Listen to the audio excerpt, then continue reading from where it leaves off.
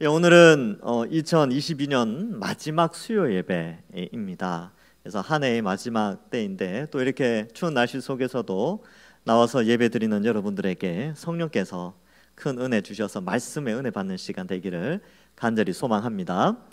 여러분, 우리가 한 해를 마무리하지만 한 해를 마무리하고 새해를 맞이할 때마다 우리가 잊지 말아야 될 것은 바로 예수님의 구원의 은혜이지요. 그래서 예수님의 은혜를 생각하면 한 해를 돌아보면서 아쉬움도 있고 슬픔도 있고 때로는 낙심할 때도 있었지만 십자가 바라보면서 그래도 올 한 해 감사하다라고 보낼 수 있고요.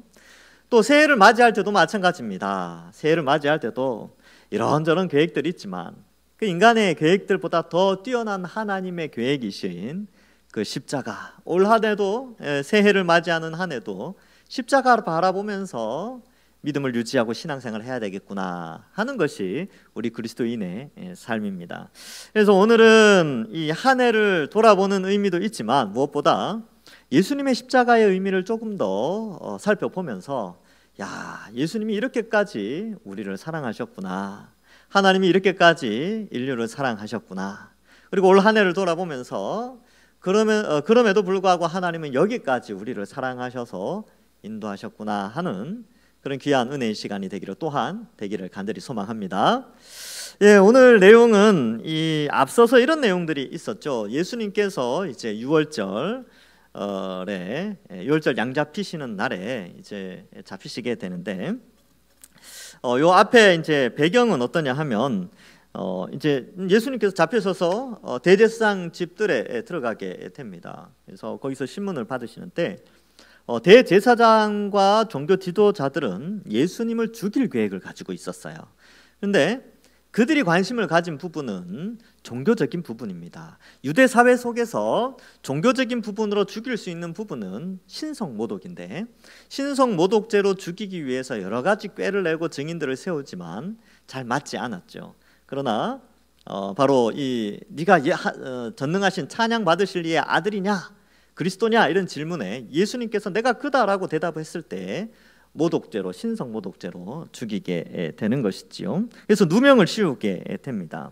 그리고 이제 어떻게 보면 유대 사회 속에서 사형에 해당된다라고 결정을 하고 최종 사형 판결은 로마의 허락을 받아야 되는, 일반적으로는 이제 그런 공식이 있었죠. 그래서 원래는 이 빌라도가 타 지역에 있는데 명절 때쯤 되면 사람들이 많이 모이기 때문에 로마 총독이 예루살렘으로 올라와서 잠시 거주하게 됩니다. 그래서 마침 빌라도가 와 있었기 때문에 빌라도에게 예수님을 보내서 신문을 받게 하죠.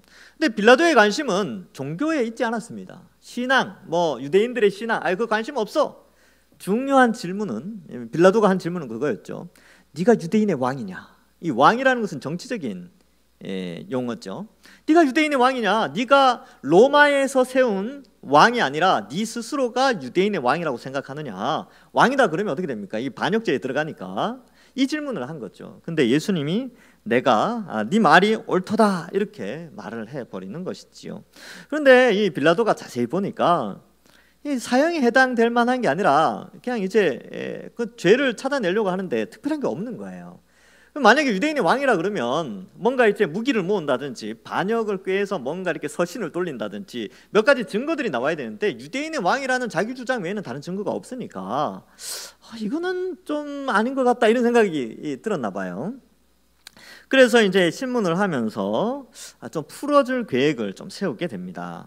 그래서 6절에 보면 명절이 되면 백성들이 요구하는 대로 죄수 한 명을 놓아주는 전례가 있더니, 이 전례가 이제 계속 있어 왔습니다. 여러분, 우리도 이런 게 있어요. 이게 역사적으로 보면 나라들마다 큰 명절을 앞두고는 죄수를 석방하는 그런 좋은 전통들이 있습니다. 이걸 사면, 특별 사면이라고 하죠. 그래서 특사 이렇게 하는데, 보통 3.1절, 광복절 이럴 때, 또 연말 또 이렇게 사면, 최근에 사면 때문에 또 논란이 많지만 어쨌든 이 사면에 관해서는 이 나라가 세워지고 나서 백성들의 이 정치 지도자들이 백성들에게 베풀 수 있는 그런 이 아량이라고 할까요? 그런 나라를 좀 더 평화롭게 하기 위하여 명절에 기쁜 날에 기쁨을 더하기 위해서 정치적인 목적에 의해서 이렇게 사면을 하게 됩니다. 2000년 전에도 이 유대 땅에 이런 전통이 있었어요. 그래서 명절에는 전례를 따라서 죄수 한 명을 놓아주는 전례가 있었다. 이것을 기록하죠. 그럼 이 명절은 어느 명절이냐 하면 마가복음 14장 12절에 보면 무교절의 첫날 곧 6월절 양 잡는 날에 제자들이 예수께 여짜오되 우리가 어디로 가서 선생님께서 6월절 음식을 잡수시게 준비하기를 원하나이까 하매, 이렇게 돼 있죠. 그러니까 이 명절은 6월절이에요. 6월절.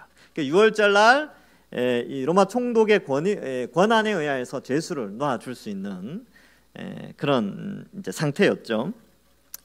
그래서 어떤 죄수가 있었느냐 보니까 예수님과 또 한 사람이 등장하게 됩니다. 그래서 이 빌라도는 후보군을 둘로 정하죠. 그래서 첫 번째는 예수, 두 번째는 바라바. 이 바라바가 나오는데 바라바는 어떤 사람이냐? 바라바의 프로필이 7절에 나오게 됩니다. 밀란을 꾸미고 그 밀란 중에 살인하고 체포된 자 중에 바라바라 하는 자가 있는지라. 이 밀란을 꾸미고라는 단어가 있는데 사실 이거는 좀 단어를 좀 풀어 쓴 거예요. 반역자 이런 뜻이에요. 반역자 그 반역자요 그 밀란 중에 살인하고 체포된 자, 이런 의미가 있습니다. 그래서 이 앞에 밀란을 꾸미고라는 단어는 반역자라고 해석하는 게 조금 더 명확하게 표현하는 것이죠. 그래서 이 로마나 이런 로마 제국의 반란을 꾀하는 그런 자들인데 2000년 전에 사실 유대 사회는요 상당히 좀 복잡했습니다. 이 로마가 상당히 골치 아파하는 집단 중에 하나가 유대인 집단이에요. 그리고 유대인들은 자기의 민족적인 자존심이 굉장히 강했습니다. 특별히 몇백 년 전에 이 수리아가 침투했을 때에 이 마카비라는 사람이 또 해서 나라를 독립한 적이 또 있거든요. 그러니까 그 자신들의 민족 그 조상들의 그런 자존심과 또 누군가의 지배를 받는 것에 대해서 이렇게 극복을 하려고 하는 그런 민족성이 굉장히 강합니다. 그래서 유대 안에서는 밀란이 자주 발생했어요. 그래서 밀란이 발생할 때마다 여러분 이 본문에서는 빌라도가 상당히 유순하게 나오지만 역사 속에 군사적인 밀란이 일어났을 때 빌라도는 굉장히 잔인한 사람으로 기록되어지고 있습니다. 그래서 굉장히 이제 이 정치적인 부분에 있어 처단을 강하게 하는데 이 빌라도가 또 한 가지의 문제점은 뭐가 있었냐면 이 밀란을 처리할 때 지나치게 폭력적으로 행해가지고 유대인들 중에 일부 사람들이 로마에 상소를 하게 돼요. 그래서 역사 기록에 보면 로마 황제가 빌라도에게 경고를 하는 장면도 나옵니다. 그런 식으로 이렇게 원래 이제 이 제국이라는 황제 입장에서는 제국에 있는 백성들은 다 자기 백성이라고 생각을 해요. 근데 그 어느 한 백성이라도 함부로 대하거나 함부로 폭력적으로 할 때에 황제 입장에서는 좀 과하다 싶을 때는 그걸 좀 이렇게 부드럽게 풀죠. 근데 이 빌라도가 이런 부분에 있어서 좀 부족했어요. 그래서 경고를 1차로 받은 상태이기 때문에 빌라도는 굉장히 이 밀란에 대해서 예민한 상태에 있었습니다. 근데 오늘 이 예수님이 왔을 때는 사실 예수님의 세력이나 이렇게 밀란의 소요나 이런 것들로 봤을 때 예수님에 의해서 일어나는 밀란보다는 예수님을 풀어줬을 때 일어날 수 있는 밀란을 좀 걱정한 거죠. 그래서 예수님이 죄가 없는 것처럼 보이긴 했지만 자기의 정치적 입지를 확보하기 위해서 이제 조금씩 타협하는 장면들이 등장하게 됩니다. 그래서 밀란을 꾸미고 그 밀란 중에 살인하고 체포된 자. 근데 이 바라바라는 사람이 좋은 사람이 아니에요. 이 밀란을 꾸미고 중요한 것은 살인까지 했습니다. 사람을 죽였다니까요. 그러니까 그만큼 이 바라바는 아주 큰 죄인이었고 반역죄였고 살인죄를 저지른. 그래서 어떻게 보면 사실 바라바가 십자가에 달려 죽어야 되는 그런 상황이지요. 근데 이제 8절에 무리가 나아가서 전례대로 하여 주기를 요구하죠. 한 명 풀어달라 이렇게 요구를 하게 됩니다. 그래서 6절부터 8절은 이런 이 6월절이라는 명절에 그 아주 전통적으로 죄인을 한 명을 풀어주는 그러한 장면을 묘사하면서 9절 이하의 내용을 기록하고 있습니다. 빌라도가 대답하여 이르되 너희는 내가 유대인의 왕을 너희에게 놓아주기를 말하는가? 뭐 이렇게 설명을 하지요. 그래서 여기에도 빌라도의 관심은 유대인의 왕에 있지 그리스도, 뭐 하나님의 아들 이런 데는 관심이 없습니다. 그래서 이 질문을 하게 됐지요. 근데 이렇게 질문을 하게 된 것은 유대인의 왕이라고 하지만 뭐 한 게 뭐가 있느냐? 뭐 군사를 모은 것도 아니고 특별히 증거도 없고 한데 야, 이 사람 놓아주기를 원하느냐? 아니면 살인자 바라바를 놓아주기를 원하느냐? 이런 것들을 질문하게 되지요. 그래서 타복음서에 보면 이렇게 표현하고 있습니다.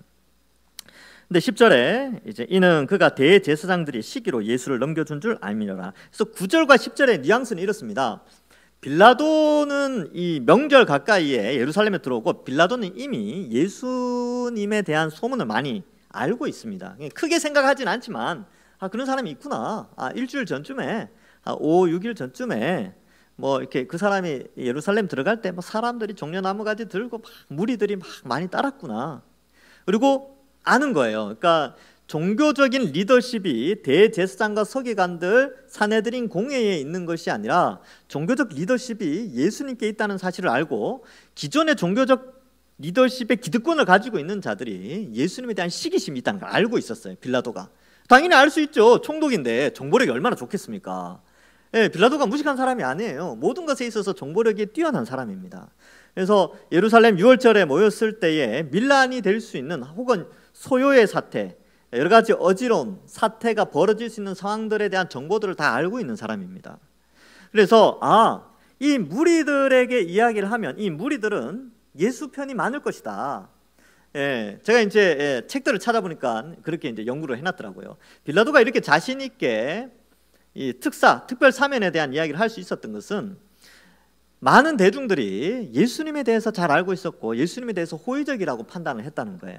그래서 예수를 풀어주려고 노력을 하게 되는 것이지요. 왜냐하면 여러분 정치인이 재판을 잘못해서 사람을 잘못 죽이면 그것도 치명적인 약점이거든요. 그러니까 이 재판장의 가장 중요한 자존심은 공의를 행하는 거예요.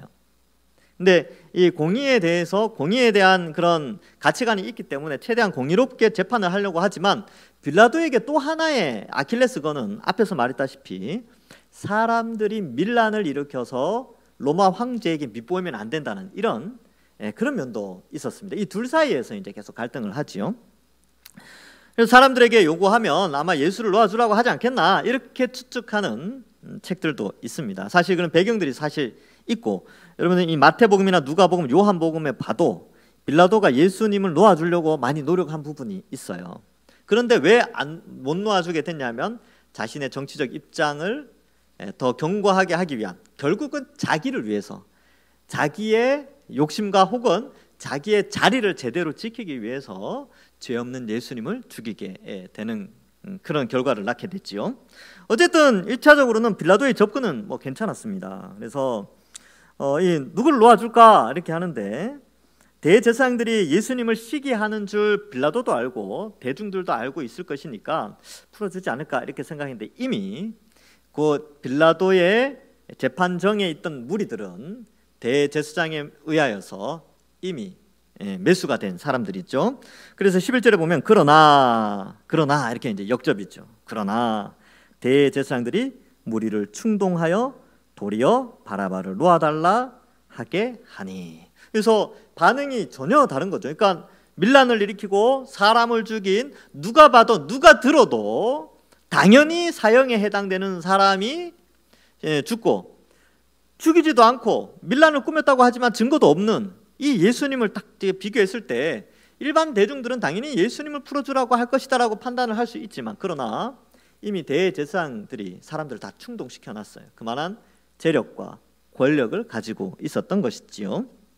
그래서 무리를 충동하여 도리어 바라바를 놓아달라 하게 한다.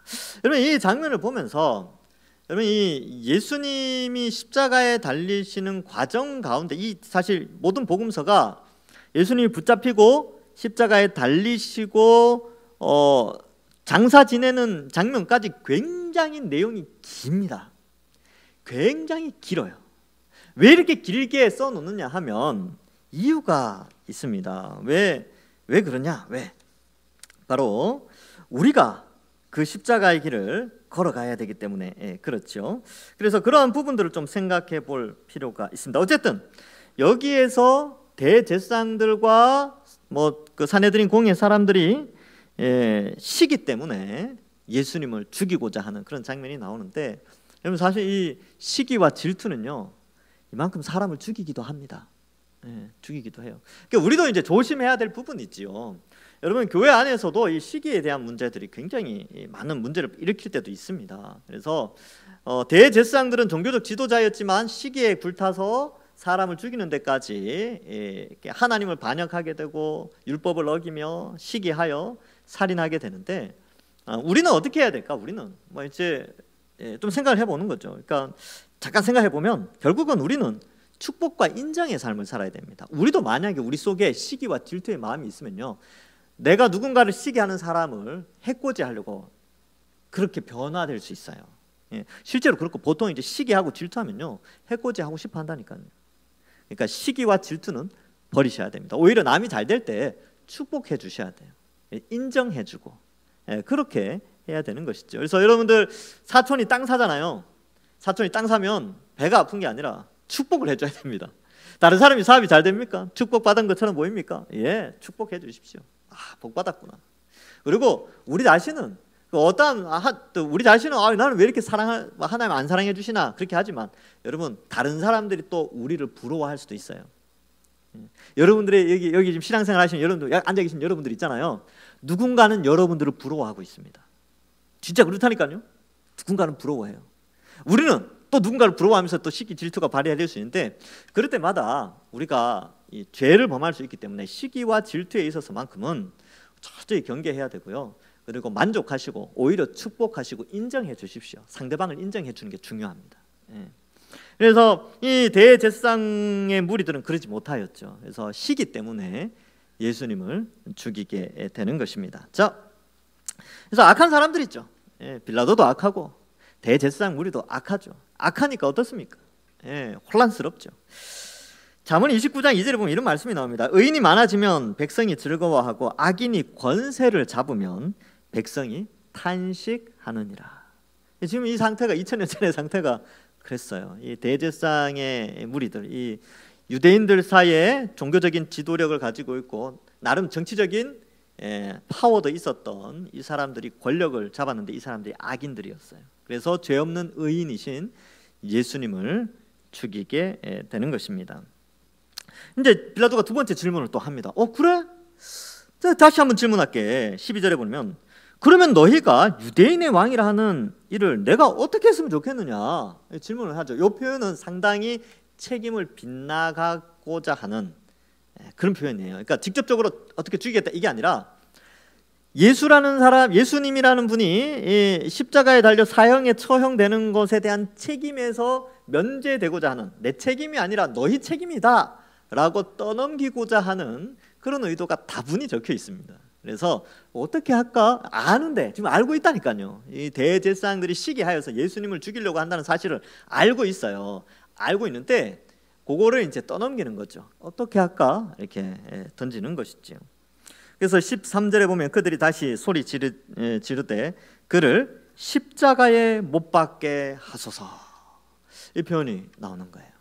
그러면 이 예수님의 십자가라는 단어, 여기 이제 마가복음에 보면 이 십자가라는 단어가 두 번째 등장하게 됩니다.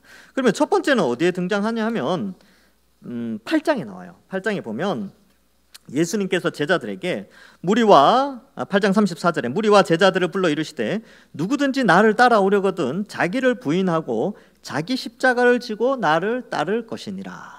예수님께서 말씀하셨던 그 십자가가 이제 여기에서 나타나게 되죠. 예수님이 지신 십자가는요, 어떤 십자가입니까? 억울함의 십자가죠. 누명 쓰고 죽는 거지 않습니까? 억울함의 십자가고요. 그 다음에 수치의 십자가고 고통의 십자가입니다. 나중에 옷 다 벗겨져서 죽지 않습니까? 그리고 죽기 전에 어떻습니까? 채찍질 나중에 당하죠. 그리고 침뱉음 당하고 조롱 당하죠. 갈대로 막 이렇게 맞고. 여러분, 창조주이십니다. 영원 전부터 존재하셨던 하나님이세요.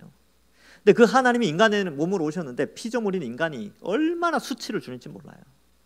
그리고 고난, 온갖 고통을 다 당하게 하는 것이죠. 근데 예수님이 하신 말씀이 누구든지 나를 따라오려거든, 누구든지 내 제자가 되려거든 자기의 십자가를 져야 된다. 이 십자가의 의미는 그거죠. 수치와 고난과 고통과 억울함, 이런 것들입니다. 근데 이것은 이제 실제적인 십자가를 짊어져야 된다 이런 개념이 아니라, 그와 같이 예수님을 믿고 이 땅을 살아갈 때에 악인들이 다수를 차지하는 이 세상 속에서 믿음으로 살아가는 삶이 바로 십자가의 삶이라는 것을 말씀해 주고 있습니다. 여러분, 예수님 믿는 사람은요, 억울합니다. 때로는 억울할 때 많아요. 여러분, 천지를 창조하신 분은 하나님이시잖아요. 근데 그거 세상 사람들 가운데 여러 사람 있는데 가서 하나님이 이 세상을 창조하셨어 그러면 우리 조롱합니다. 무슨 소리야? 지구는 우연히 생겼는데 이렇게 이야기를 해요. 그냥 생겨난 거야. 아니, 하나님 만드셨다니까. 무슨 소리? 사람도 하나님 만들어서 흙으로 사람을 만들어서. 얘가 무슨 소리 하냐. 우리 조상 알려줄게. 동물원에 데리고 가서 원숭이 보여줘요. 원숭이 봐, 우리 조상이야. 이러고 우리를 조롱한다니까요. 우리가 볼 때는 참 누가 조롱을 받아야 되는지 모르는데, 하여튼 예수님 믿는 사람은 그렇게 살아가요. 조롱당하고 참된 진리를 이야기해도 우리가 억울함을 당하는, 그리고 수치를 당하게 되지요. 그리고 예수님 믿는 것 때문에 빛과 소금의 역할을 감당하다 보니까 이 제약된 세상 속에서 착하게 살려고 하니까 힘들어요 또. 근데 그러한 신앙의 삶을 예수님은 십자가의 길이라고 말씀합니다. 때로는 고난도 당하고요, 수치도 당하고, 부끄러움도 당하고, 억울함도 당하는 것이지요. 예수님 입장에서는 굉장히 억울하죠. 그런데 십자가에 못 박게 하소서, 야, 너무 심한 거 아닙니까? 예수님은 사람을 죽이지도 않았는데 오히려 죽은 자를 살리셨죠. 나사로를 살리고, 과부의 아들도 살리고, 백부장의 딸도 살리고, 사람을 살리고, 병든 자 고쳐주고 했는데 살인자보다 못한 대접을 받는 그런 억울함이 있습니다. 그리고 밀란을 일으켰는데 사실 예수님은 많은 사람들에게 행복을 주었죠. 하나님의 말씀, 하나님 나라의 비밀을 알려주시고 많은 사람들에게 기쁨을 주었습니다. 그리고 세금 문제도 마찬가지였죠. 가이사의 것은 가이사에게, 하나님의 것은 하나님께 바쳐라. 로마 제국에 있어서 그 어떤 반항을 한 것도 아니에요. 그런데도 바라바와 예수님 비교했을 때 사람들은 예수님을 죽이게 됩니다. 이게 정말 억울한 일이죠. 그런데 그 일은 사실 우리는 알고 있죠. 우리의 죄의 형벌을 대신하여 십자가에 죽으시는 그 억울함과 수치를 우리가 받아야 될 그 십자가의 형벌, 우리가 하나님을 반역하여 처참하게 죽어야 되는데 그 형벌을 예수님이 대신 받기 위하여서 이러한 결정을 하신 것입니다. 십자가에 못 박게 하소서라는 것이지요. 결국 독자들은 8장에 예수님이 누구든지 나를 따라오려거든 자기 십자가를 치라라고 하신 그 장면, 그렇게 말씀하신 것을 15장에 와서 드디어 그 의미를 이해하게 되는 것입니다. 그래서 우리도 이 십자가의 길을, 때로는 억울하고 고난의 길이다 할지라도 이 신앙을 지키기 위해서 묵묵히 걸어가야 하는 것이죠. 자, 14절에서 빌라도가 다시 말합니다. 빌라도가 이르되 어찌미냐 무슨 악한 일을 하였느냐 하니 더욱 소리 지르되 십자가에 못 박게 하소서 하는지라. 그러니까 이제 묻는 거죠. 빌라도가 이방인의 대표가 유대인들에게 묻는 거예요. 도대체 무엇이 잘못되었기에 무슨 죄를 지었느냐. 이게 약간 거꾸로 됐죠. 원래 유대인들이 율법을 통하여 이방인들에게 하나님의 공의와 하나님의 선한 뜻을 나타내고 해야 되는데 이방인의 대표가 유대인들에게 도대체 무슨 죄를 지었길래 죽이라고 하느냐. 근데 유대인들은 어때요? 무조건 죽이라는 거죠. 왜? 시기와 질투 때문에 그렇습니다. 예수님을 살려두면 안 되는 거죠. 살려두면 영적 리더십이 빼앗겨지니까 죽여야 된다, 없애야 된다. 그거 하나 보고 앞이 가려진 것이죠. 그래서 이 편향된, 자신의 목적을 이루기 위하여 편향된 생각을 주입시키고 충동시켜서 예수님을 죽게 만듭니다. 그리고 나중에 또 어떻게 됩니까? 제자들이 이제 예수님이 부활 승천하시고 이제 제자들이 있었죠. 제자들에게도 동일하게 이 대제사장들과 사내들인 공의는 같은 핍박을 가하고 제자들, 사도들뿐만 아니었죠. 나중에 스데반까지, 일반 집사 평신도까지 다 그렇게 이 종교지도자들이 다 죽이는 거죠. 이런 흐름 가운데에 우리가 알 수 있는 것은 예수님의 길을 간다는 것은 사도들이 걸어간 길을 우리가 따라가는 것이고, 사도들의 길을 걸어간다는 것은 그 사도들 밑에 있었던 스데반 집사 혹은 빌립, 나중에 이제 8장에 들어간 빌립 집사가 나오는데 그들의 길을 우리가 같이 따라간다는 의미가 있습니다. 그러니까 우리가 십자가와 전혀 다른, 그러니까 이 십자가는 십자가고 우리는 우리다. 우리는 십자가의 혜택을 받는 자들이지 십자가를 따라간다든지 십자가의 삶을 사는 사람이 아니다라고 판단할 수 있기 때문에 성경은 우리에게 예수님의 십자가가 우리에게 여전히 적용되어지고 예수님의 남은 고난을 우리가 채워야 되는 그런 입장으로 성경은 기록하고 있습니다. 그래서 이 십자가 파트는요, 마태, 마가, 누가, 요한복음에서는 계속 길게 설명을 해요. 묵상을 많이 하라는 뜻이지요. 그래서 어찌미냐 무슨 악한 일을 하였기에 하느냐 하니까 턱 소리를 지르게 됩니다. 그래서 이 빌라도, 대제사장, 그리고 무리, 빌라도, 이 세 개의 파트가 톱니바퀴 세 개가 이렇게 맞물려서 돌아가듯이 이렇게 돌아가면서 이제 예수님을 십자가로 몰아넣게 되지요. 그래서 15절에 결국은 빌라도가 무리에게 만족을 주고자. 여러분 원래 빌라도는 공의로 재판을 해야 돼요.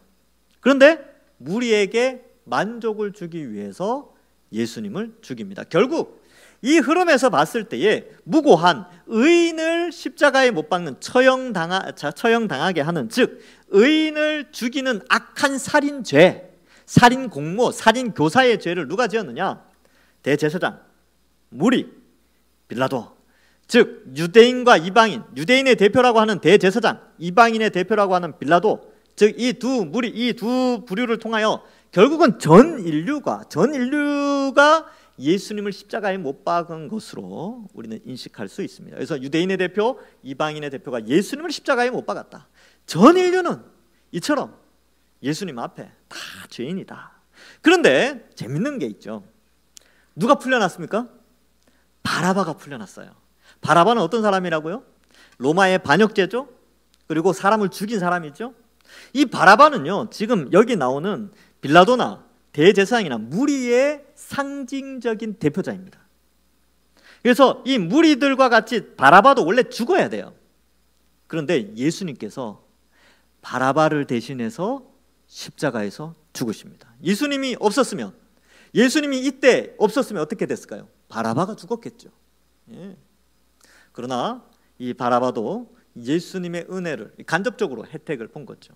그러면 바라바만 그러냐? 사실 바라바든 대제사장이든 빌라도든 여기 속해 있던 무리든 다 하나님을 반역하고 다 지옥의 형벌을 받아야 되는데 그들의 모든 죄를 대신하여서, 그들의 형벌을 대신하여서 예수님이 십자가에 달려 죽으시는 것입니다. 그래서 예수님이 십자가에 달리시기 전에 아버지여 저들의 죄를 저들에게 돌리지 마옵소서, 이 메시지를 던지는 것이죠. 왜요?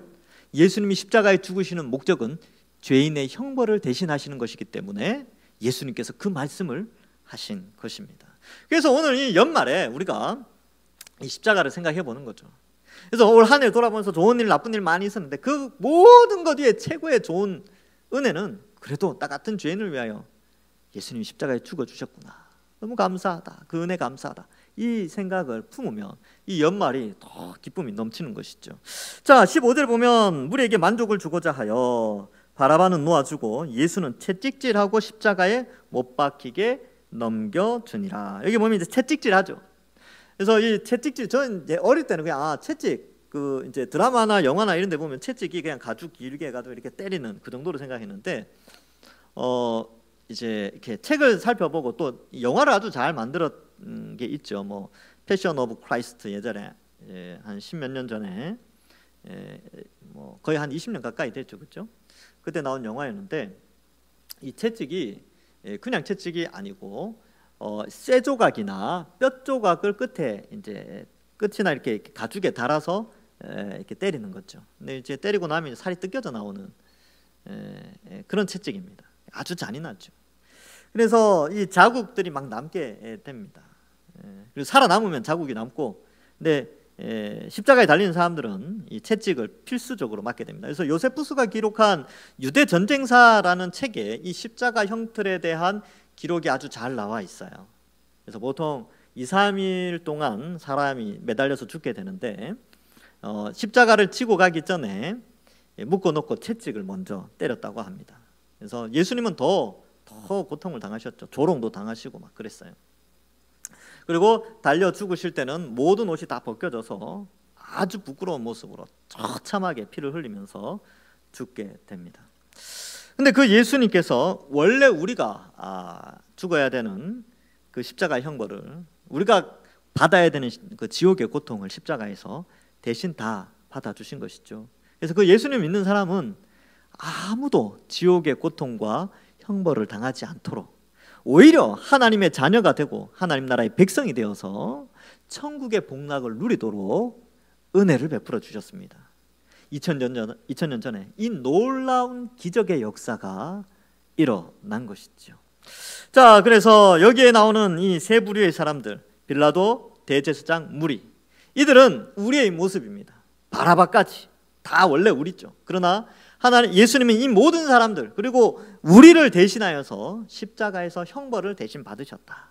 그 은혜가 너무 크다는 것을 우리가 알고, 이제 연말을 맞이하여서 여러 가지 이제 한 해에 좋았던 일, 기뻤던 일, 슬펐던 일 이렇게 돌아보지만, 그래도 우리 머릿속에는 십자가, 예수님의 십자가. 올 연말에 내가 이 십자가 더욱 깊이 생각하면서 나 같은 죄인을 위하여 십자가에 달리신 예수님의 은혜 감사하시며, 하나님 올 한 해 십자가 믿고 구원받아서 믿음 생활 잘하게 해주신 것 감사합니다. 이렇게 감사함으로 연말을 보내시고, 새해를 맞이할 때도 올 한 해 십자가 더 열심히 바라보면서 그 은혜 생각하면서 믿음 생활 잘하겠습니다. 이렇게 다짐하시면서 이 연말을 계획하시고 보내시는 우리 모든 주의 백성들 되기를, 그리고 비록 십자가의 길이라 할지라도 때로는 억울하고 수치를 당하고 고난이 있다 할지라도 믿음 생활 잘 하셔서 나중에 주님 앞에 섰을 때 착하고 충성된 종이라고 다 인정받으시는 주의 백성들 되기를 주님의 이름으로 간절히 축원합니다. 기도하겠습니다. 하나님 감사합니다. 우리의 죄의 형벌을 대신하여서 예수님께서 십자가에 그 모진 고통과 수치와 조롱과 아픔을 당하시고 억울하게 십자가에 달리심을 우리가 생각할 때, 그것이 원래 우리가 받아야 될 형벌인데 예수님이 대신 그 형벌을 받아주심 너무나 감사합니다. 그 은혜를 생각하면서 그 아버지의 사랑, 그 예수님의 사랑, 성령의 인도하심을 따라 올 한 해를 돌아보면서 나 같은 죄인 구원해 주신 것 감사하며 올 한 해 마무리하게 하시고, 더욱더 2023년에는 십자가 바라보면서 믿음 흔들리지 않고 남을 더욱더 축복하고 사랑하며 또 믿음 생활 잘하고 봉사하고 하나님께 영광 돌리며 기뻐하며 신앙생활 잘하는 저희들 될 수 있도록 축복하여 주시옵소서. 감사드리옵고 예수님의 이름으로 기도하옵나이다. 아멘.